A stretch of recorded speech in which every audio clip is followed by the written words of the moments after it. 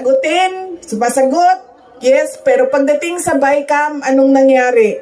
Wala namang wala namang totoong BICAM kung saan pinag-uusapan ang paggamit ng pera. Ang desisyon lang na nandun ay kay Zaldico, nung panahon ko, kay Zaldico at kay Martin Romualdez. At diretsong pinapapirma sa malamang tao na hindi nagbasa o hindi binasa ang buong budget.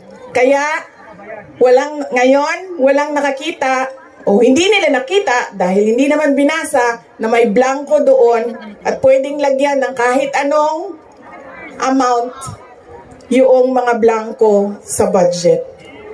Madaming katanungan, madami ang problema ng bayan. Kaya lagi ko sinasabi, hindi kami ang problema ng bayan.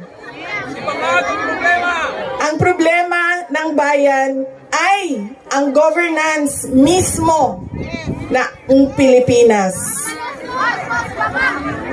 Yan ang problema ng bayan. At dahil may problema sa gobyerno, ay tuloy-tuloy ang kahirapan doon sa ating bayan.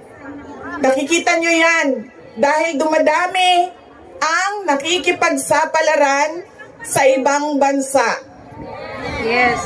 Dahil sa kawalan ng oportunidad doon sa ating bayan. Hindi siya, we should not be proud that we are exporting our countrymen, our workforce abroad. Dahil, wow, ang daming dollars na pumapasok sa Pilipinas dahil sa padala. Hindi yan siya nakakatuwa. Dahil ang isang bansa, dapat meron siyang oportunidad na binibigay sa kanyang mamamayan. Hindi lang yan.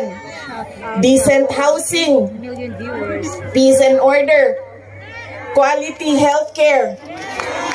Makikita nyo yan dito sa mga bansa kung nasaan kayo. At kaya kayo nandito dahil hindi niyo yan nakikita doon.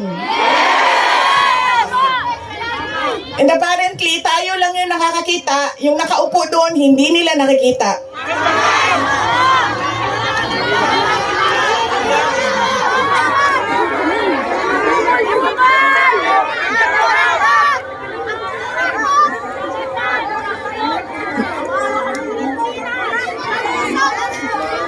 Alam nyo, madami sa mga kaibigan ko, galing ako